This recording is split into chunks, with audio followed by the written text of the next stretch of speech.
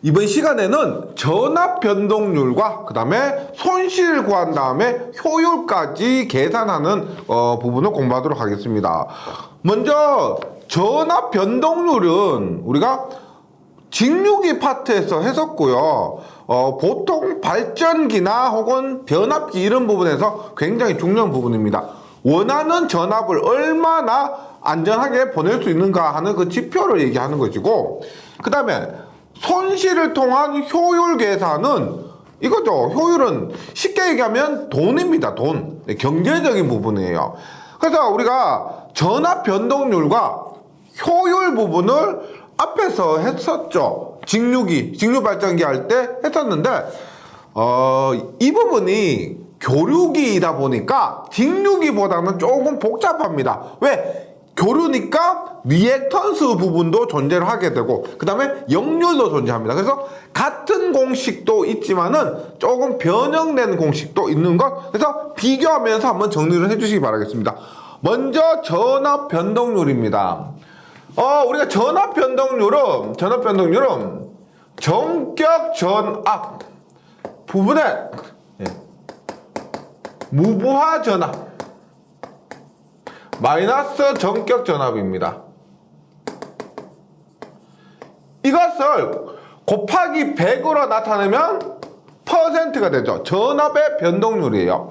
이 개념을 우리가 직류 발전기 하면서 처음 얘기했었는데, 변압기에서도 이러한 전압 변동률 부분을 공부하게 됩니다. 그런데 이 부분은 우리가 기본 공식이고요. 얘를 우리가 전격 전압을 Vn, 무부하 전압을 V0, 그 다음에 마이너스 전격 전압 곱하기 100% 이렇게 표현합니다.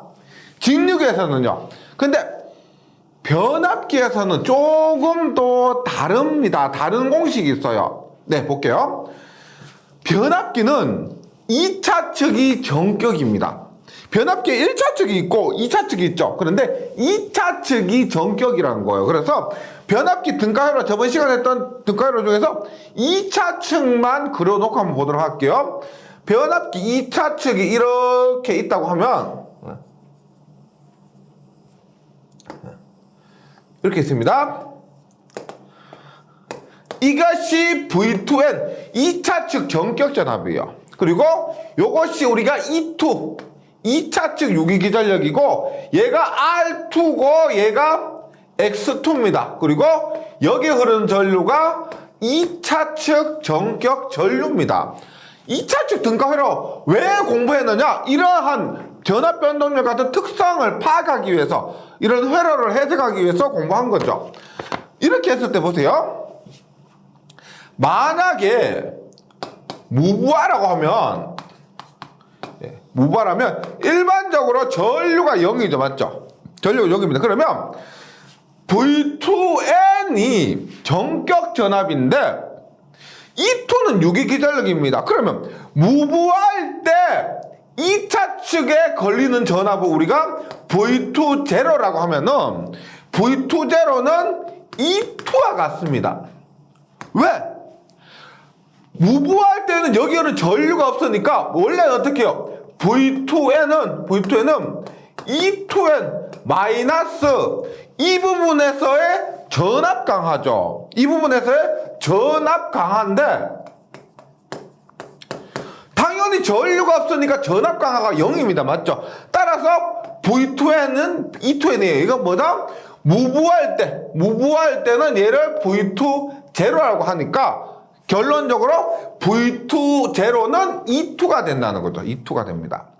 예. 그래서 이러한 공식을 쓸 수가 있고요. 교재에서도 다시 한번 볼게요. 전압 변동률은 2차 측이니까 V2N 분의 V2 제로 마이너스 V2N 곱하기 100% 이렇게 나타낸 겁니다. 그런데 이것이 보세요. 세분화시킵니다. 세분화시켜요. 보세요. 지금 얘를 V2 제로 마이너스 V2N은 어떤 거예요? V2 제로 마이너스 V2N은 이 부분에서의 전압 강하죠. 이 부분에서의 전압 강합니다. 그래서 V2 제로 마이너스 V2n은 여기에 걸리는 전압이에요. 그럼 얘를 제가 위상을 제외하고 크기만 갖고 얘기했을 때 어떻게 I2n R2와 I2n X2 있죠.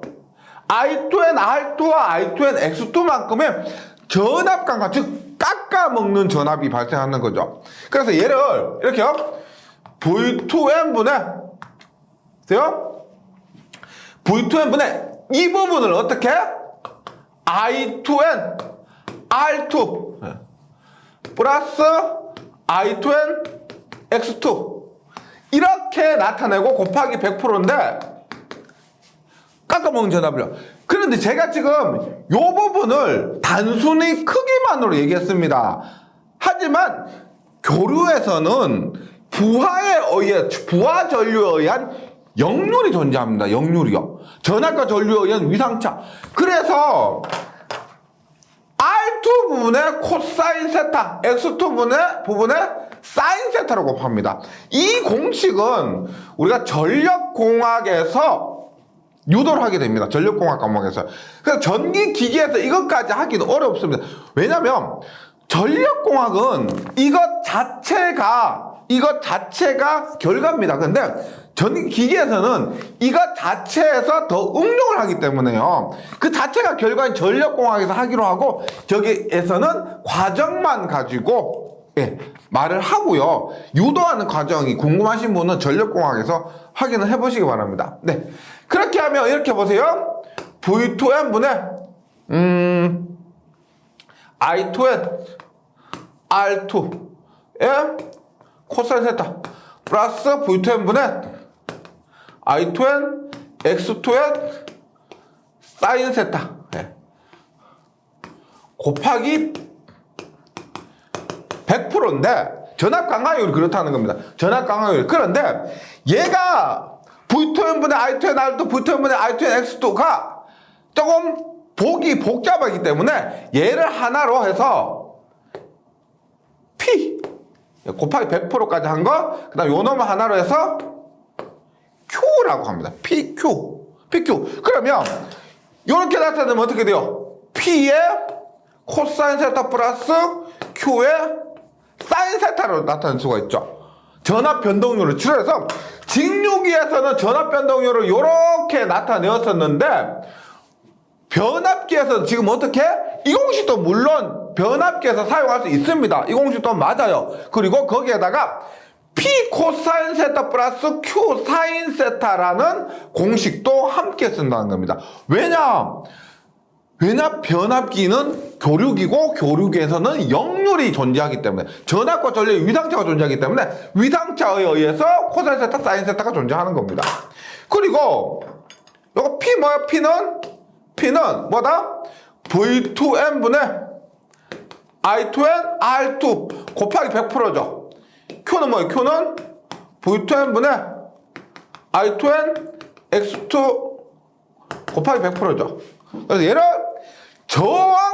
우리가 전압 강화 하죠. 전압이 얼마나 떨어졌느냐라고 해서 전압 강화라고 하는데 얘는 저항에서의 전압 강화 해서 100을 곱했으니까 퍼센트입니다. 퍼센트 저항 강화라고 합니다. 퍼센트 저항 강화. 얘는 뭐다? 전압 강화 중에서 리액턴스 부분에 의한 전압 강화에서 퍼센트 리액턴스 강하다라고 합니다. 이렇게. 그래서 변압기에서 새로 생긴 전압 강화 공식 있죠. 이렇게 외워주시기 바랍니다. 그림하고 등가 회로하고 같이요. 예. 요 부분 했으니까 다시 한번 그림 그려볼게요. 보세요. 다시 하면 보세요.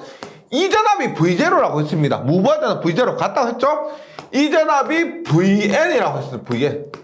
그 다음에 R2의 X2고 I2n. 요것을 2차 측이라고 해서 V20, V2n이라고 합니다.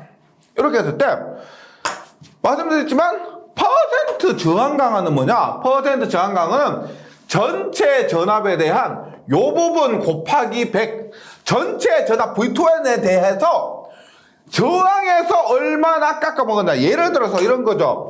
얘가 100V인데 저항에서 2를 깎아먹었고 2V 깎아먹었습니다. 그 다음에 요 리액턴스에서 3V 깎아먹었어요. 그러면 퍼센트 저항 강화는 뭐냐?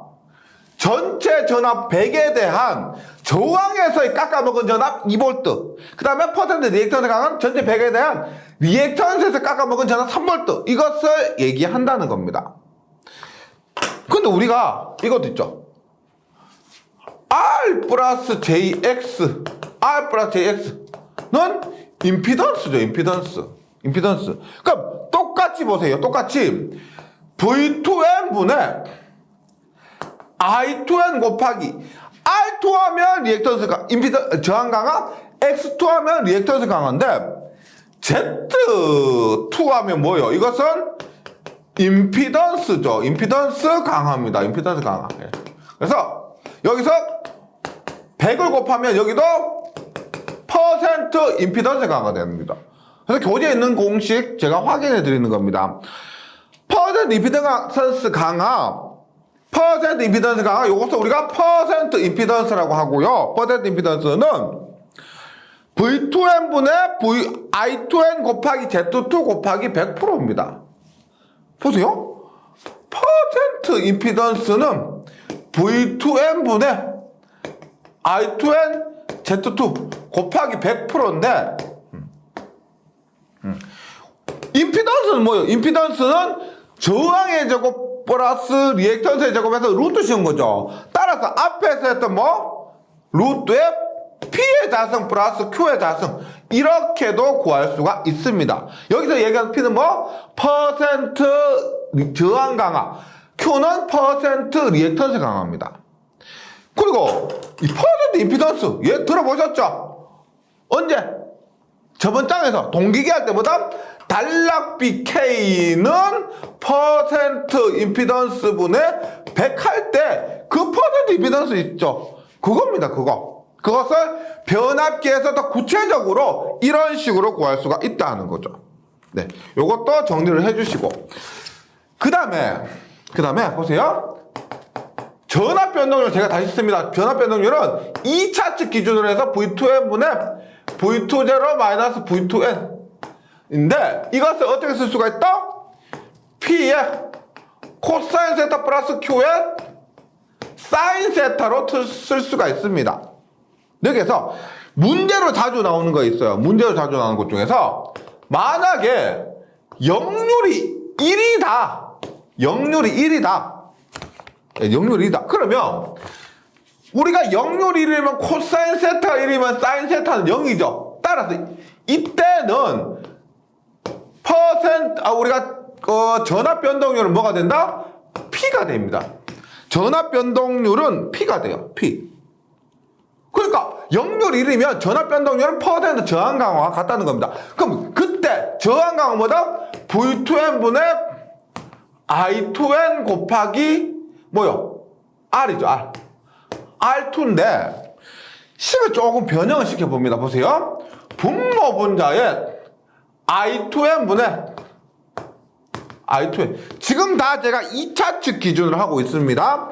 I2N분의 I2 그 다음에 여기에서 이 R을 1, 2차측 우리가 한산은 있죠. 전체 R이라고 볼게요. 전체 R 그냥 R2를 하지 말고 전체 R이라고 봅니다. 그러면 보세요.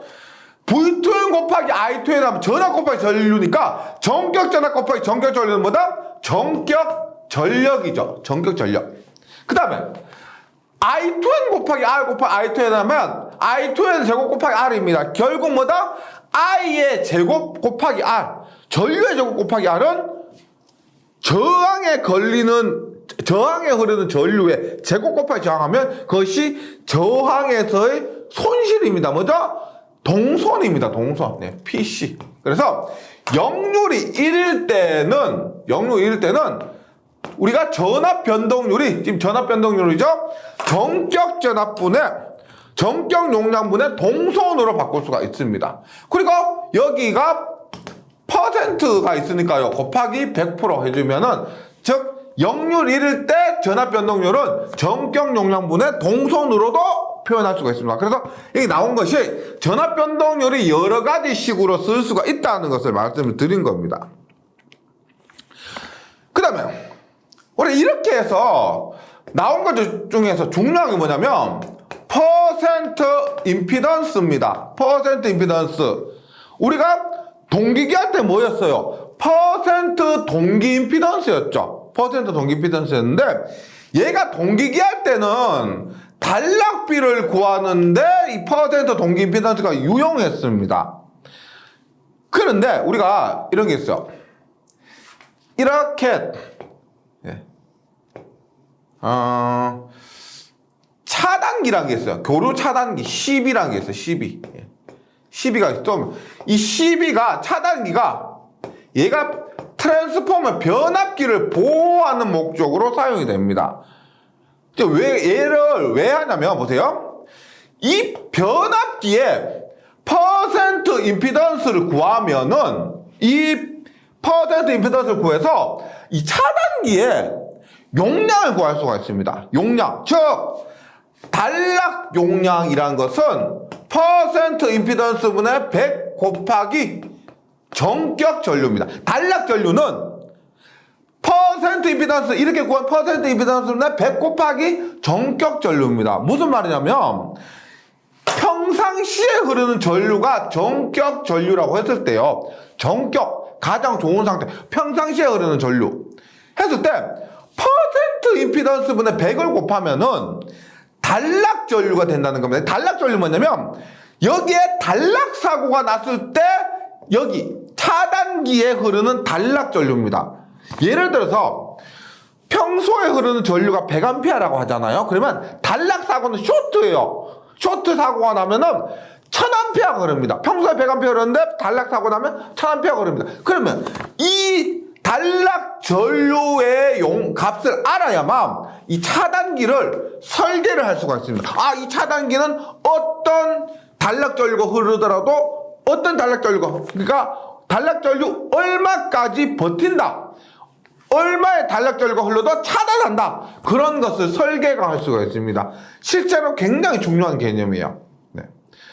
그다음 퍼센트 임피던스 분의 100을 전격 전류, 평상시에 흐르는 전류를 곱하면 단락 전류, 사고가 났을 때 흐르는 이 전류를 구할 수가 있고, 그 다음에 단락 용량은 퍼센트 임피던스분의 100 곱하기 전격 용량입니다. 즉 평상시에 100의 차단기의 용량을 가지고 있는데 단락 사고가 났을 때는 굉장히 큰 용량에 버텨야 합니다. 그 용량을 계산할 수 있습니다. 이 두 개의 공식도 앞에서 마찬가지로 전력공학 시간에 유도를 하게 됩니다. 전기 기기 과목에서는 요 부분을요, 그냥 암기해 주시고요. 확인은 전력공학에서 해 주시기 바랍니다. 네, 요렇게, 하고, 이런 의미에서 이 퍼센트 임피던스가 굉장히 중요합니다. 전기 기기 전력공학 부분에서요. 그 다음에, 최대 전압 변동률은 퍼센트 임피던스와 같습니다. 최대 전압 변동률은 이건 뭐 암기해 주시기 바랍니다. P의 제곱 플러스 Q의 제곱 퍼센트 임피던스와 같죠. 예. 그 다음에 최대 전압 변동률을 발생하는 역률, 최대 전압 변동률을 발생하는 역률은 Z분의 R이죠. 이런 의미에서 얼마 Z P의 자승 플러스 Q의 자승분의 R 대신에 P를 쓴 겁니다. 요거 두 개씩은 따로 외워주시기 바라고요. 그래서 최대 전압 변동률과 최대 전압 변동률을 발생하는 역률은 이렇게 된다고 가끔씩 한 번씩 시험에 나오게 됩니다.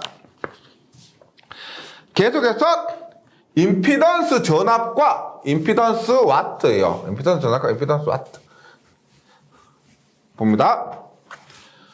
임피던스 전압, 임피던스 와트는 너무 어렵게 생각하지 마시고, 임피던스 전압은 임피던스에 걸리는 전압입니다. 임피던스에 걸리는 전압. 임피던스 와트는 유효 전력의 단위죠. 와트는 유효 전력의 단위입니다. 그래서 얘는 한마디로 동선으로 볼 수가 있습니다. 임피던스 와트지만 임피던스 부분에서의 유효전력. 임피던스에서 유효전력은 동선입니다.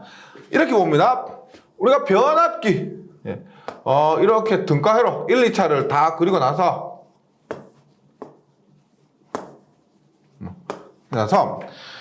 임피던스 전압은 뭐냐면 얘를 우리가 합해요. 1, 2차를 합합니다. 합하고 1, 2차를 합해서 하나로 이렇게 나타냈다고 합니다.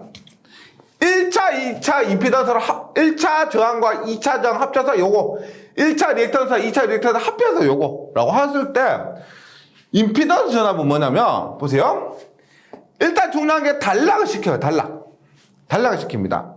단락을 시키고 여기에 전압을 가합니다. 100V를 가요. 그러면 이 임피던스 전압은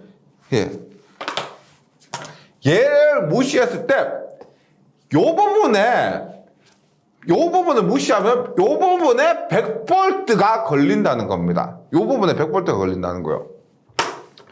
즉, 한번 보세요. 교재를 볼게요.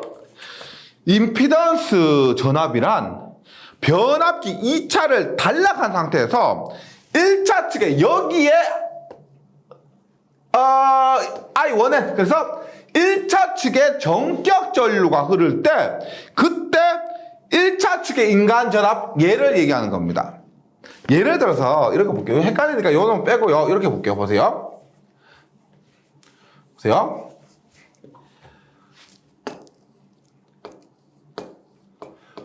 원래는 변압기에다가 부하를 연결합니다. 원래 변압기 부하 연결하죠. 그럼 얘가 예를 들어 9옴이라 할게요. 9옴이고 얘가 1옴입니다. 1옴이요. 그리고 나서 여기에 제가 100V를 가합니다. 100V 가합니다. 그러면 이때 여기에 흐르는 전류 얼마요? 전류 얼마? 얘는 단락 상태가 아니고 일반적인 상태입니다. 그러면 9옴이고 1옴이 10옴이죠. 10옴에 100V면은 여기에 얼마가 흘러요? 전류는 10분의 100 하니까 10A가 흐릅니다. 10A. 그리고 여기는 얼마가 걸려요? 1옴에 10A, 여기는 10V가 걸리죠. 일반적인 상태에서. 맞죠? 그런데 단락 시험, 우리가 여기에서 임피던스 전압을 구하기 위해서 단락을 시킵니다. 단락을 시켜가지고 100V를 가는 게 아니고요. 0V부터 서서히 증가시킵니다. 0V부터 서서히 증가시켜요. 그러면 우리가 0V 때는 당연히 전류가 안 흐르겠죠? 안 흐릅니다. 그런데 얘를 서서히 증가시켜서 10V를 가하게 됩니다. 10V를 가하게 돼요. 그러면 10V를 가하면은 지금 1옴에 의해서 여기에 10A가 흐르죠. 이게 우리가 앞에서도 흘렀지만 전격 전류입니다. 즉 부하가 연결시켜 놓고 흐르는 전격 전류가 있죠. 그것을 단락을 시켜 놓고 전압을 서서히 올리면은 부하를 연결시켜 놨을 때는 100V일 때 전격 전류가 흘렀습니다. 그런데 지금은 단락시켜 놓으니까 10V를 가해줬는데도 전격 전류가 흐르더란 겁니다. 그때 전격 전류가 흘렀을 때 가한 전압 10V 있죠. 이게 뭐다? 임피던스에 걸리는 전압이에요. 그래서 이 전압을 뭐라고 한다? 임피던스 전압이라고 그러는 겁니다. 즉 전체 중에서 임피던스 부분에 걸리는 전압. 네. 그래서 교재 다시 한번 읽어볼게요. 변압기 2차 때 단락한 상태에서 1차 측에 전격 전류가 흐르도록, 즉 이런 거죠. 0V부터 천천히 올리다 보면 아까 정상적인 상태에서 흐르던 전격 전류가 흐르는 전압이 있다는 겁니다. 그 전압이 임피던스에만 걸리는 거예요. 다른 데 걸리는 것이 아니고 모든 임피던스에만 걸립니다. 이것을 임피던스 전압이라고 그래요. 예. 그 다음에 임피던스 왔던 동선입니다. 어떻게 여기에서 여기 얼마? I 제곱 R 있죠. I 제곱 R. 저항 곱하기 전류의 제곱. 이것이 뭐다?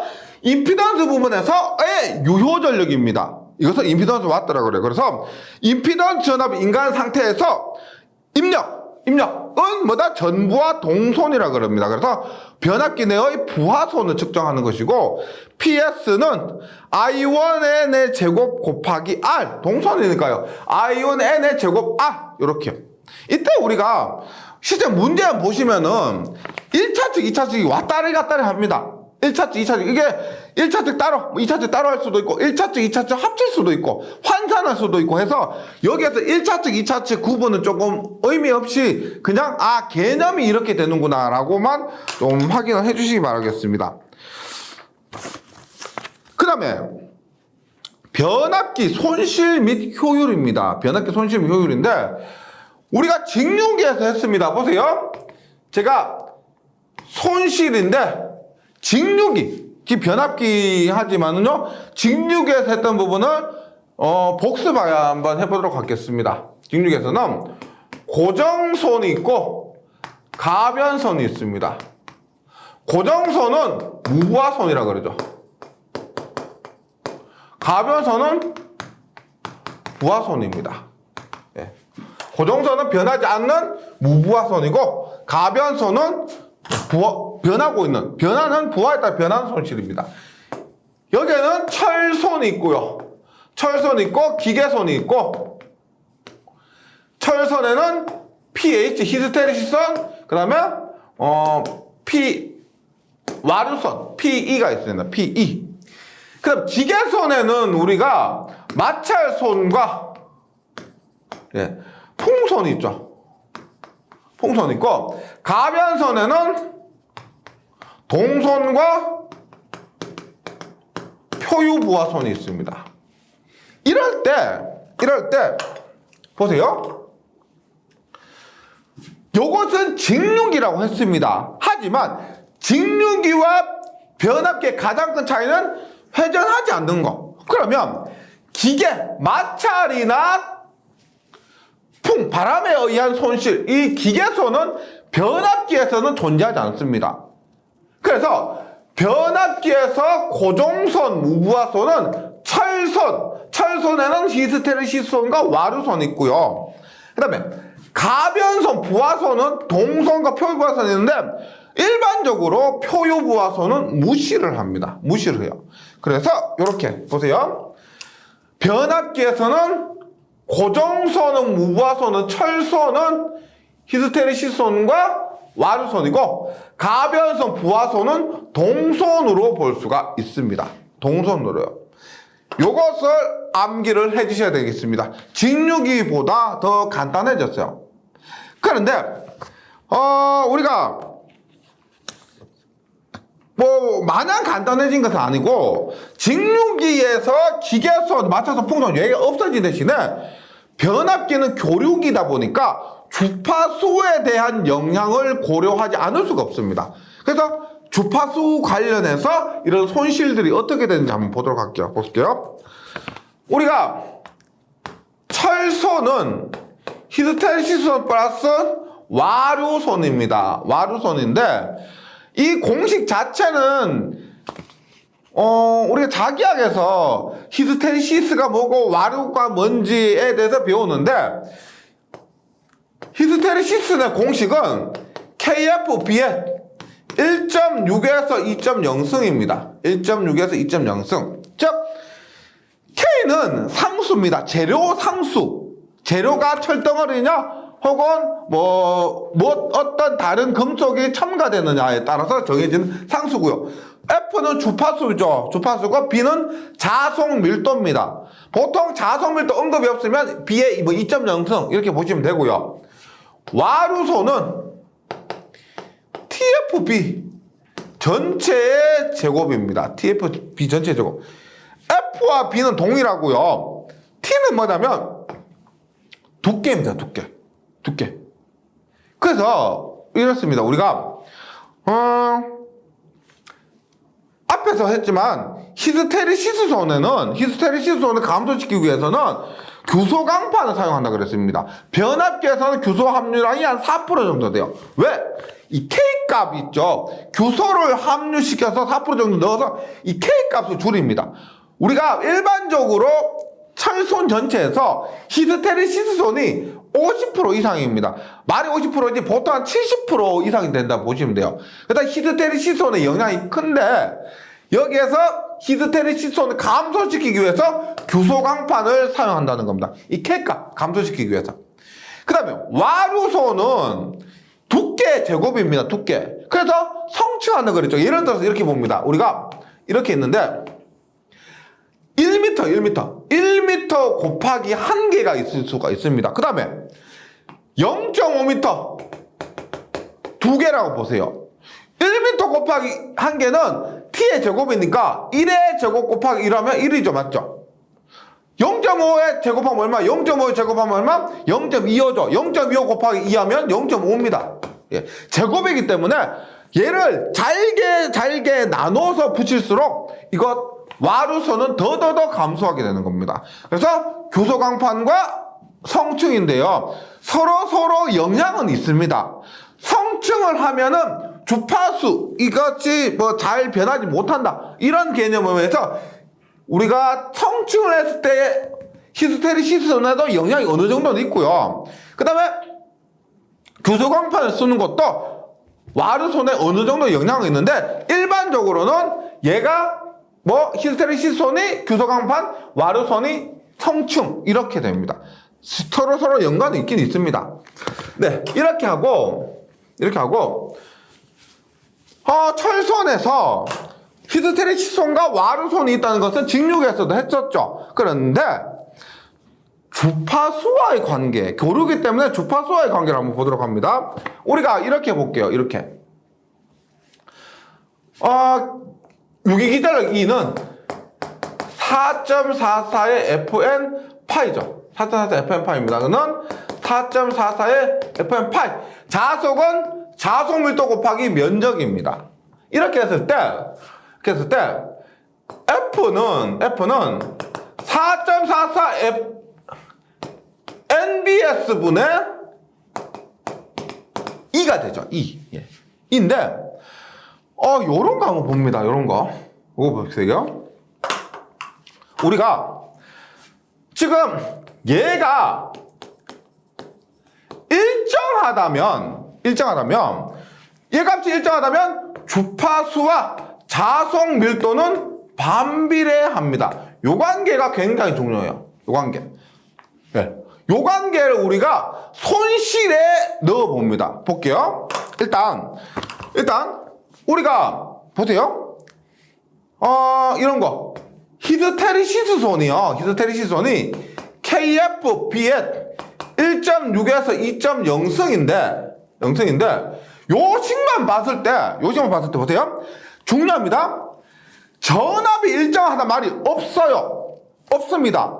그러면 주파수가 증가하면은 당연히 히스테리시스손이 증가하게 되죠. 주파수 증가하면 히스테리시스손이 증가합니다. 맞죠? 네. 요런 관계예요. 그런데 만약에 지금 전압이 일정해 봅니다. 일정해요. 그러면 pH는 K에 F에 보세요. F는 B분의 1이니까요. B는 F분의 1입니다. 그러면 2승이라고 했을 때 어떻게? B는 F분의 반비례하죠. 이것의 제곱이요. 그러면 얼마? 히스테리시스손은 F고 F제곱이니까 F분의 1이 되는 겁니다. 즉 이때는 F가 증가하면은 히스테리시스손은 감소하는 거죠. 외우셔도 되는데 이 관련 문제가 필기뿐만 아니고 실기에도 굉장히 자주 나옵니다. 우리가 지금 하고 있는 이 파트가요. 지금 하고 있는 이 부분이 필기, 실기 가리지 않고 굉장히 자주 나오는 부분입니다. 엄청 중요해요. 네. 그래서 다시 강조드리는데 교재에도 있습니다. 보세요. 일반적으로 히스테리시스손은 F의 비례입니다. 비례. 요거 비례인데 만약에 전압이 일정하면 pH는 F분의 1의 비례, 즉 주파수에 반비례한다는 겁니다. 요 관계를 꼭 좀 기억을 해주시기 바랍니다. 네. 그래서 교재 있죠? 전압이 일정한 경우 히스테리시소는 주파수에 반비례합니다. 그 다음 교재에 있는 내용, 히스테리시소는 철소의 50% 이상은 차지합니다. 무조건 50% 이상은 차지하는데 일반적으로 한 70% 정도 된다고 보셔도 되고요. 변압기 효율에 미치는 영향이 크기 때문에 규소광판을 철심 재료로 사용을 합니다. 규소광판은요. 그 다음에 와류손, 맴돌이 전류손도 조금 전에 했죠. 두께와 주파수와 자소 밀도의 제곱에 비례하는데 와류선은 주파수 제곱에 비례합니다. 우리가 와류선 P는 F 제곱에 비례합니다. TFB 전체 자성이니까. 그런데 만약에 전압이 일정하면 어떻게 돼요? 일정하면은 우리가 P는 TFB 전체 자성인데 B는 어떻게? B는 F분의 1이죠. 약분돼서 어떻게 전압 일정하면 P는 불변입니다. P는 불변. 그래서 전압이 일정하면은 와류선은 주파수와 무관하다는 겁니다. 전압 일정한 경우 와류선 주파수 무관. 요 부분이 외우시면 되는데 굉장히 헷갈려 하세요. 그리고 시험에서도 요즘에는 왜 이렇게 되는가. 그리고 제가 실기 얘기를 계속 하는데 왜 이렇게 하냐면요. 실기에서는 웬만한 부분은 필기에서 혹은 기본을 알고 계시다 생각하고요. 자세하게 할 수가 없어요. 그때 필기에서 했던 내용도 전부 구체적으로 할 수가 없기 때문에 이러한 부분은 필기에서 조금 준비를 해가시면 실기에서 확실히 수월합니다. 그 부분 때문에 제가 이렇게 강조를 드리고요. 그래서 또 와류선 보면 와류선은 철심 강판 두께의 제곱에 비례하므로 얇은 강판을 성층해서 사용을 합니다. 그래서 결론은 뭐냐?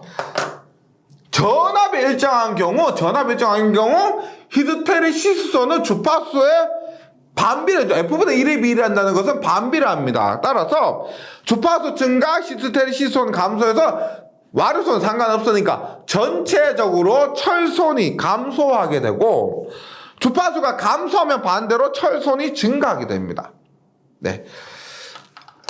그리고 손실 중에서 유전체 손이라는 게 있습니다. 유전체 손은 뭐냐면 우리가 이렇게 권선이 이렇게 있으면 안쪽에 있는 이 부분이 도체죠. 도체인데 바깥 부분이 있죠. 이 부분.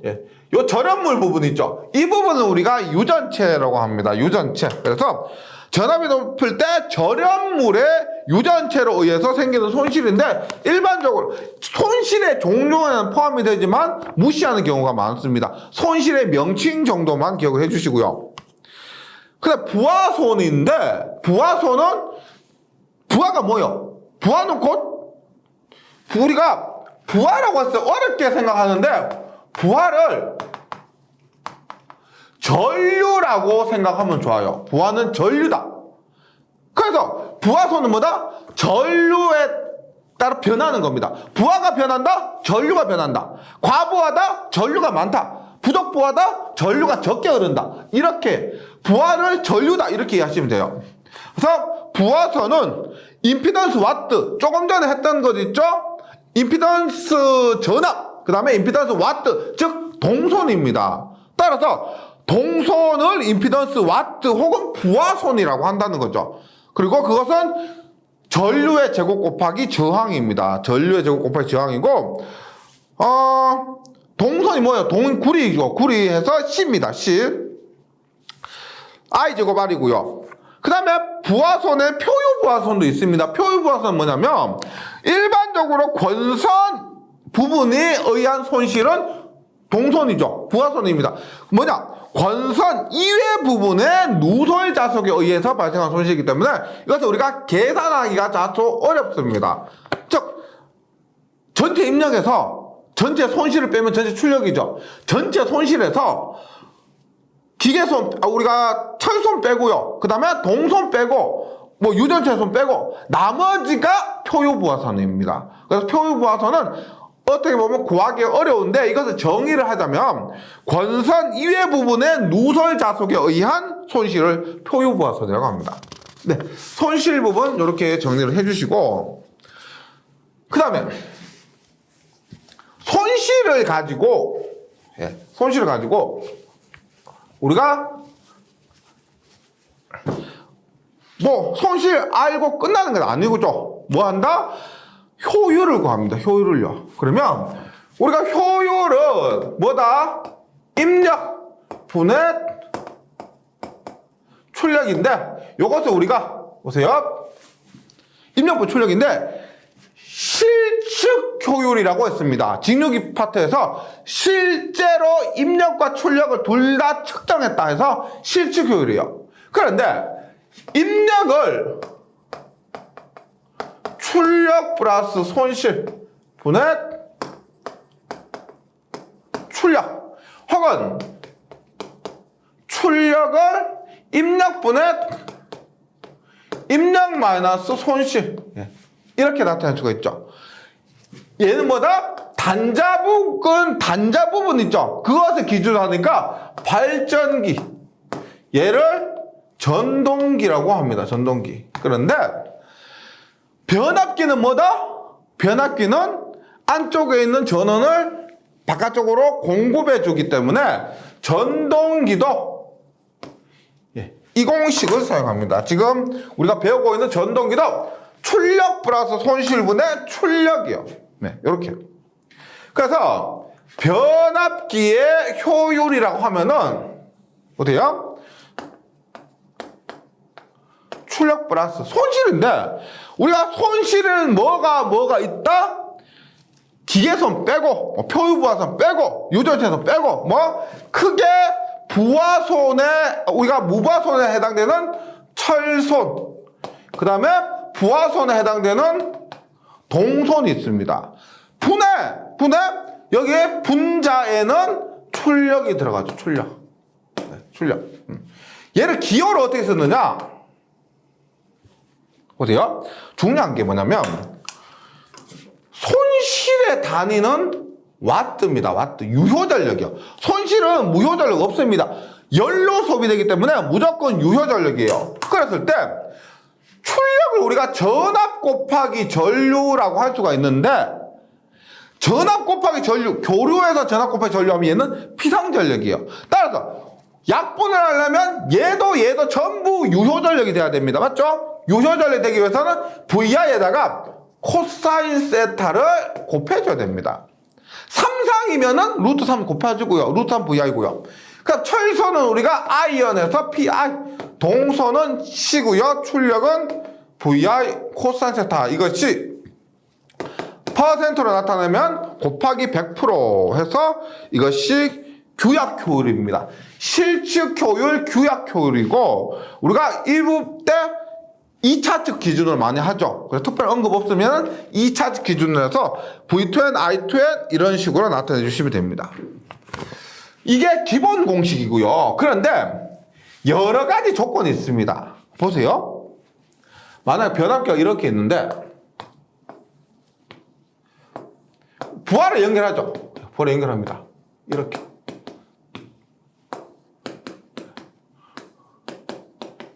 부하는 모두 병렬로 연결하는 거 아시죠?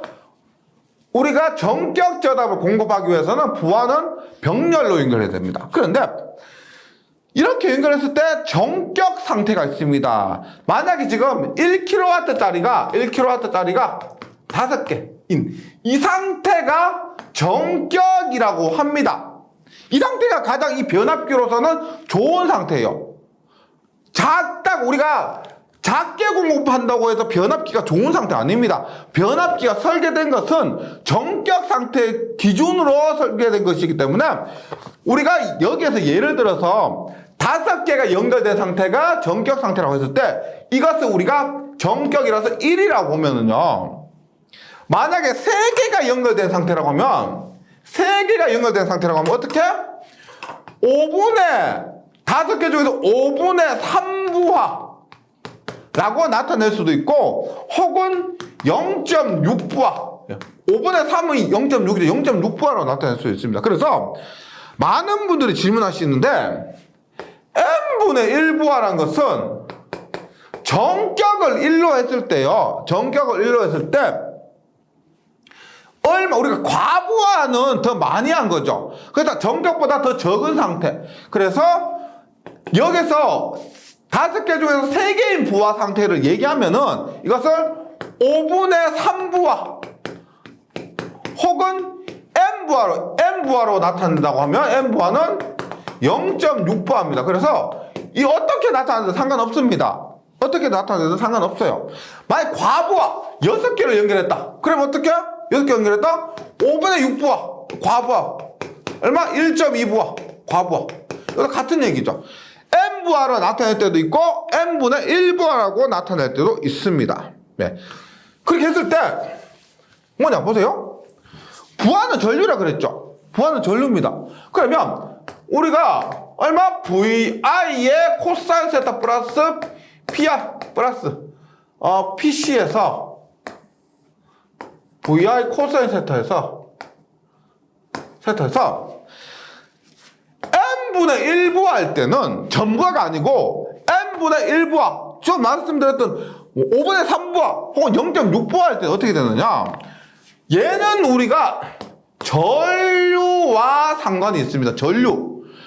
얘가 만약에 부하가 5분의 3이 되면 전류가 5분의 3이 되는 거예요. 따라서 전류 들어간 것에 N분의 1을 곱해주면 됩니다.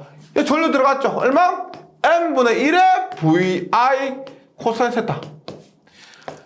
철소는 무부하선입니다. 부하하고 상관없죠? 그래서 철소는 그대로 PI가 되고, 동소는 앞에서 뭐라 그랬어? 동소는 I의 제곱 R이죠. I의 제곱 R. 전류의 제곱에 비례합니다. 부하가 N분의 1이 되면 전류도 N분의 1이 되는데 전류의 제곱에 비례하니까 얘는 어떻게? N분의 1의 제곱 PC가 되는 거죠.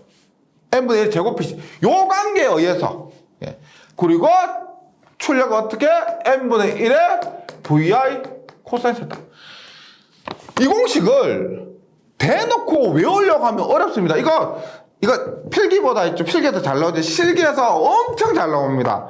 그럴 때 이 공식을 외워서 하시는 분은 꼭 실수하시죠. 이렇게 한번 끄집어내 보시기 바랍니다. 이 공식이 왜 나왔는지를 처음부터 한번 흘러와 보시기 바라고요. 그 다음에 전일 효율입니다. 전일 하루종 데이죠. 데이인데 이런 거 한번 보세요. 우리가 공장에서 변압기를 통해서 부하에 전기를 공급합니다. 네. 그런데 우리가 공장에서 이 공장에 부하를 공급하는데 보통 우리가 근무를 확실하게 해요. 아침 9시부터 저녁 8시까지 18시까지만 공장을 가동합니다. 점심시간도 칼같이 근무하지 않고요. 하루 8시간만 근무한다고 할게요. 그러면 우리가 여기에 공장에서 기계들을 가동하는 시간은 8시간이에요. 8시간인데 한전에서 보세요. 우리가 공장에서 기계를 가동하지 않는다고 이 변압기의 차단기를 내려버리진 않죠. 공장에서 전원을 가동하지 않는 시간에도 한전에서 변압기에는 항상 전력을 공급한다는 겁니다. 그러면 어떤 상태예요? 8시간을 제외한 나머지 16시간은 무부하 상태죠. 공장에서의 부하 입장에서는. 그럴 때는 어떻게? 보세요. 무부하손 같은 경우는, 철손 같은 경우는 하루 중에서 부하를 사용하든 하지 않든 24시간 동안 발생하는 겁니다. 24시간 동안.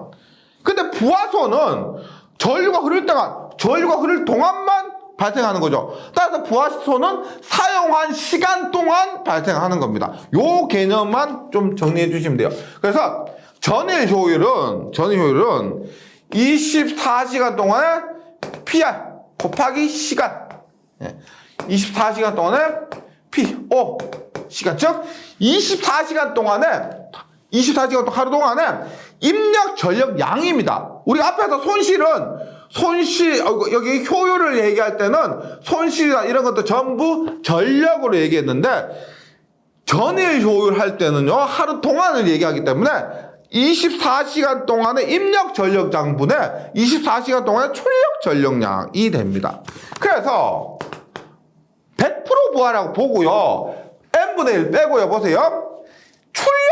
사용한 출력은 사용한 시간 동안 출력이 되는데, 철손 같은 경우는, 무부하손 같은 경우는 24시간 동안 발생하는, 24시간 동안.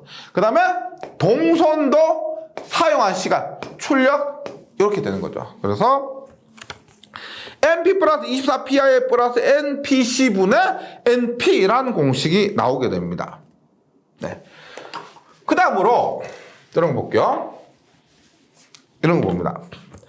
최대 효율 조건이요. 최대 효율 조건은 우리가 회로 이론에서 이런 부분 배웁니다.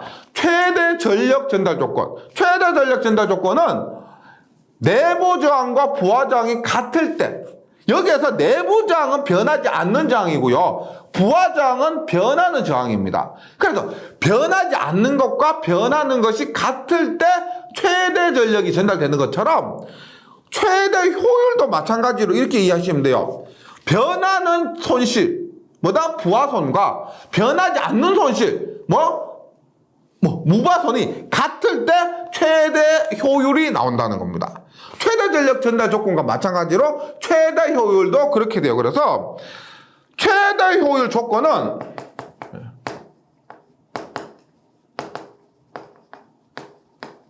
최대 효율 조건은 PI는 PC입니다. 그런데 얘는 우리가 철손이고 얘는 동손인데 직육에서는 아니죠. 직육에서는 이게 아니고 철손은 동손이라 하면 안 됩니다. 왜? 직육에서는 무부하손에 기계선이 있기 때문에 직육에서는 무부하손은 고정손이다 이렇게 얘기해야 되고, 지금 변압기에서는 철손은 동손이다 이렇게 얘기하면 됩니다. 예, 다른 거예요. 네, 철손 동손이고, 그래서 전부할 때 PI는 PC예요. 그런데 n분의 1 부할 때는 앞에 됐지 보세요. n분의 1 부할 때는 얘가 같아야 돼요. n분의 1 부할 때는 여기가 같아야 돼요. 즉 n분의 1 부할에서 최대 효율을 내려면 PI는 n분의 1의 제곱 PC가 돼야 되는 거야. 그러면 n분의 1의 제곱은 뭐다? PC분의 PI가 되고, n분의 1은 루트의 PC분의 PI가 된다 이 말이에요. 예를 들어서 보세요. PC가 2예요. PI가 1입니다. 동손이 2kW고 철손이 1kW라고 하면 얼마예요? 0.707이죠. 0.707. 즉 70.7% 부하에서 70.7% 부하에서 동손과 철손이 1대 1이면 70.7% 부하에서 최대 효율을 낸다. 이렇게 이해하시면 되겠습니다. 네, 이렇게 되고요. 그 다음에 이때 효율 맥스는 보세요. 최대 효율 때 출력. 예. 출력은 최대 효율 때 출력인데, 우리가 최대 효율이면 철손과 동손, 어쨌든 철손과 동손이 같죠. 그런데 동손은 변하는, 철손은 변하지 않죠. 변하는 동손으로 하는 것이 아니고 초대 효율이니까 어차피 같죠. 그러면 철손이 2개 있는 겁니다. 철손이 2개 있는 거 개입해도 된다는 겁니다. 어차피 얘하고 같으니까 2배의 PI가 되는 거죠. 최대 효율 시의 출력 플러스 2배의 PI분의 최대 효율 시의 출력이고요. 그 다음에 일정 시간 운전 시의 최대 효율 조건은, 요겁니다. 요거 일정 시간 운전 시의 최대 효율 조건 하면 얼마? 24배의 PI는 NPC. 24배의 PI는 NPC. 그래서 보통 하루 종일 있죠. 여기 최대 일정 시간 했지만 여기서 말하는 일정 시간 것은 하루 종일이라고 보시면 됩니다. 이렇게 되고요. 그 다음에 이렇게 했을 때 보세요. 24배 PI NPC라고 했는데, 여기서 만약에 예를 들어서 운전 시간이 짧다요. 얘가 짧으면은 일단 얘가 짧으니까 같아지려면 철손이 작은 변압기를 사용해야 되겠죠. 그래서 우리가 예를 들어 공장 설계를 하는데 당연히 목적은 최대 효율입니다. 최대 효율을 운전해야 돼요. 그렇게 했을 때 8시간만 운전하는 공장이 있을 수가 있고 16시간 혹은 24시간 운전하는 공장이 있을 건데 변압기를 우리가 최대 효율을 내기 위해서 구입을 하죠. 설계를 하고 구입하는데 만약에 8시간만 운전하는 공장이라고 하면은 최대 효율을 내기 위해서 무바선이 철선이 작은 변압기를 사용하는 것이 맞다는 겁니다. 그리고 만약 얘를 작게 할 수 없다고 했을 때는 동선을 크게 해서 운전하는 것이 최대 효율을 위해서는 적절하다 이런 의미입니다. 네, 이번 시간에 한 내용들이 제가 굉장히 강의 시간도 길었는데요. 그만큼 중요합니다.